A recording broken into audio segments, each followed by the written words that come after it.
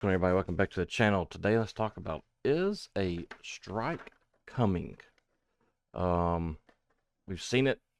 I don't know if y'all pay attention to the news, but it's happened twice already. Once in Canada, and I think the other one was in New York. Yeah, I think it was either New Jersey or New York, I believe. But this is the strike that's happened with CN in Canada. And this is from the IBEW unions, the International Brotherhood of Electrical Workers. In Canada, the 750 single and communications worker walked out as 11 a.m. local time on Saturday. The railroad spokesperson Jonathan told the CBC the company was following an operational contingency plan, allowing it to continue operations safely and at normal levels. CNC has offered to resolve wage and benefit issues through binding arbitration. So we all know when it comes to arbitration, it's always going to be in the company's favor. That's why when you see this right here, mediation fails at the railroad talks, Biden likely to appoint PEB. Now the question is, do I think a strike's coming? Possibly. And this is just my opinion. I think it may happen, but if it happens, it's not going to happen long. The one that happened in New York, New Jersey, wherever it's at, it only lasted for a couple hours, and the government mandated them to go back to work. It was like 480 something people had a sick out. It wasn't a strike, it was a sick out. The next step would have been the binding arbitration, and the unions just aren't going to do that. And the reason being is it gives you guys and girls, it takes you right away to vote. I'd imagine this is going to happen pretty quick. And like I've mentioned before, I think this is happening so quickly because of November coming up. I don't like getting political on this channel, but at the same time, we've all seen what has happened with inflation and reckless spending, and the Democrats holding the Senate, I think, is going to come to an end in November. That's just my opinion. So the sooner the better when it comes to contracts for the railroad workers. But we can see here on the contract negotiation deal here, it basically says, and I'll have this link down below if you want to read it. After 3 years of needless stalling from rail carriers, the National Mediation Board has found that the voluntary agreement is simply not possible. It says the unions have been calling for an end to mediation, but rather than call a strike and force the railroads to an acceptable agreement, the unions are looking forward to moving to a negotiation process to the next step in the labyrinthine federal process aimed at blocking workers' democratic rights to strike by tying up negotiations in endless red tape. So here we go. So the next step is for the President Biden to appoint the Presidential Emergency Board. The unions see this as the means of shifting responsibility for imposing a pro-employer contract from their shoulders to the U.S. government. So Ring says, unfortunate but not surprising. We all knew this was coming. I mean, it's been since 2020.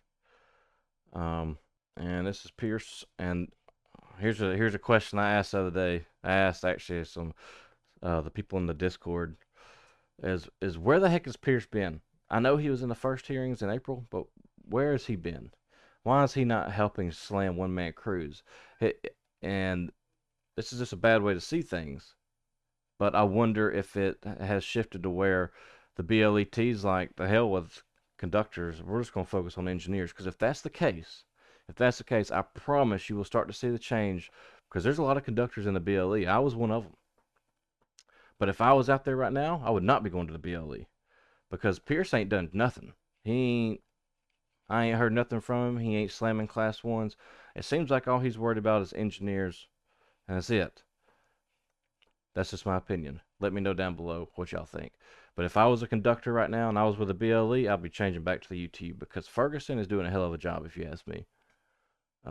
Pierce, I ain't seen him. Once binding arbitration is rejected, the unions and the railroads will enter into a 30-day cooling-off period. We're already here. I'm pretty sure we're already in the cooling-off period, if I remember correctly. So Biden should be doing his Presidential Emergency Board.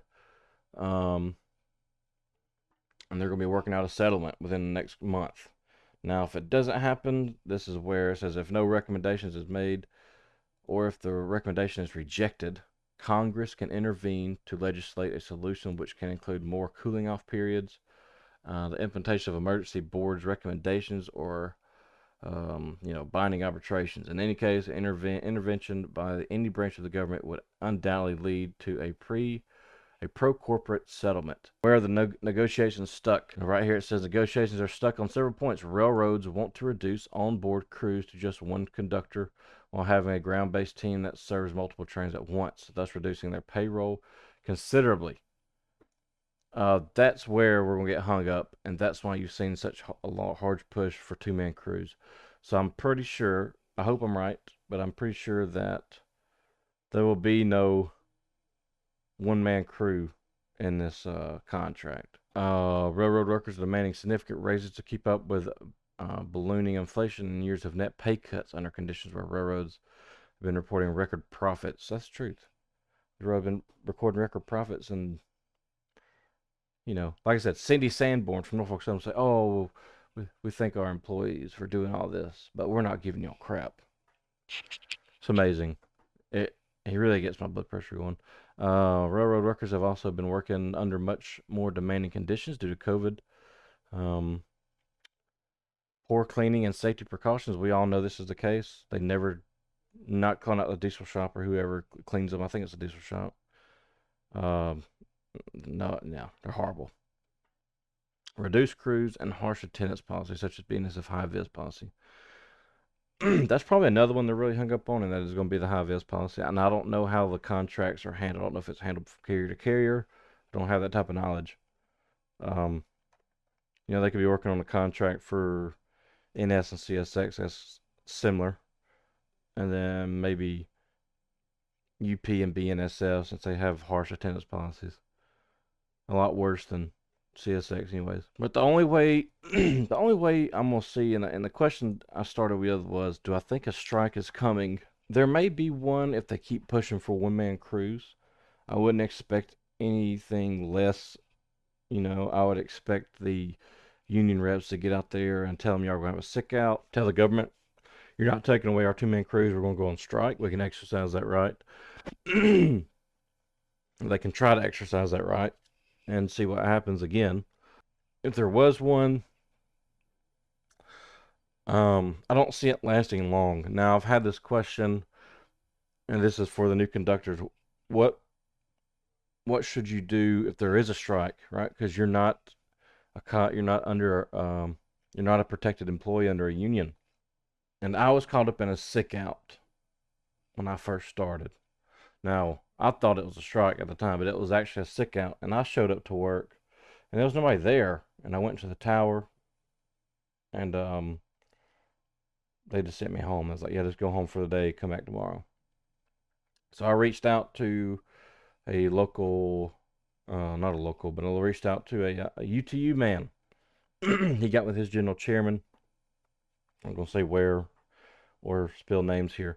But the general chairman basically said, I said, upon us getting closer to a work stoppage, if at all, which, like I said, it may not even happen. Let's hope it doesn't. But if it does, the international office will lay out better guidelines on the overall picket line process. The unions know what they're going to do.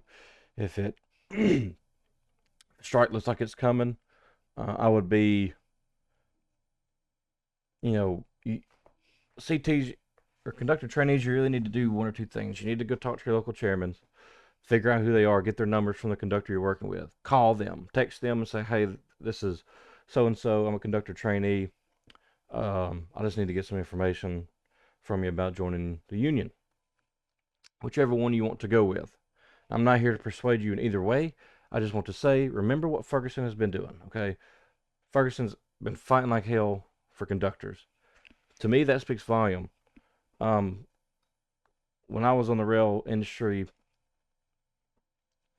I was told to pick who best represents. How do they word it? Pick based off representation, right? So if you want to join the BLE, because the local chairmen are old heads and they have more experience or whatever, they could fight. They're pretty much your lawyers. So at the time, I chose the BLE over the UTU because the UTU had young guys and they were hot heads, and the BLE had old heads and they were cool, calm, and collective. Again, I'm not here to persuade you, but just remember what Ferguson has been doing. If you haven't seen this video, I'll link it right here. Ferguson's been fighting really, really hard for conductors, and I think that speaks volumes. And if it was me, and I was a conductor in the BLE, I'd be switching to the UTU. But you do what you think is best. Um, so get with your local chairmans, get the numbers from the conductors you're working with. They're going to have them. You can. I would encourage you to speak with both.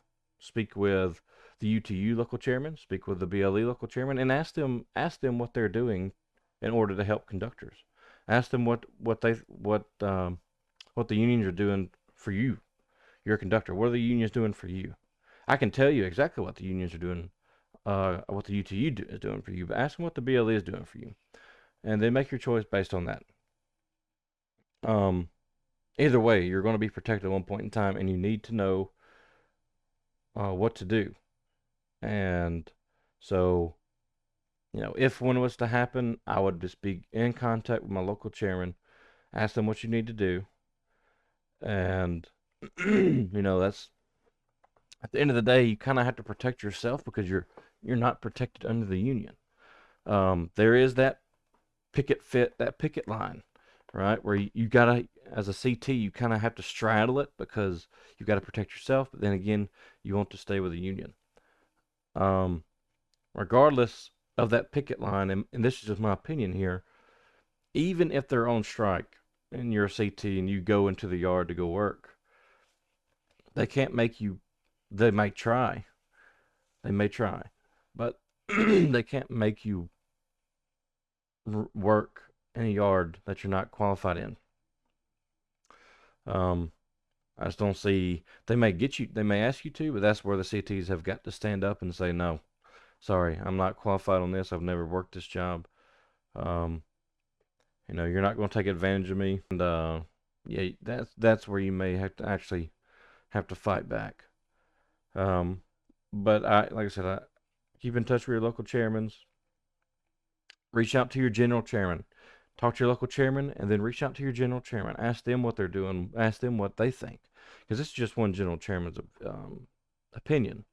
Reach out to y'all's local and general chairmans, and then go up if you want to and ask them. That's what I would do. Knowledge is power. Be prepared for if it does happen. Hopefully it doesn't, but if it does, I don't think it's going to happen too long. The government will definitely get involved and probably mandate everybody back to work, because if the railroad shuts down, the economy is going to be wiped out. And thank you guys for watching.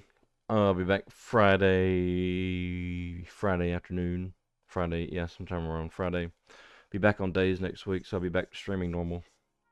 About to hit 5,000 subscribers. Thank you, everybody. And then, yeah. We'll see what Friday's video brings. It seems like news is happening every single day. So, y'all be safe, be good. Until then, I will see you guys in the next video. Bye.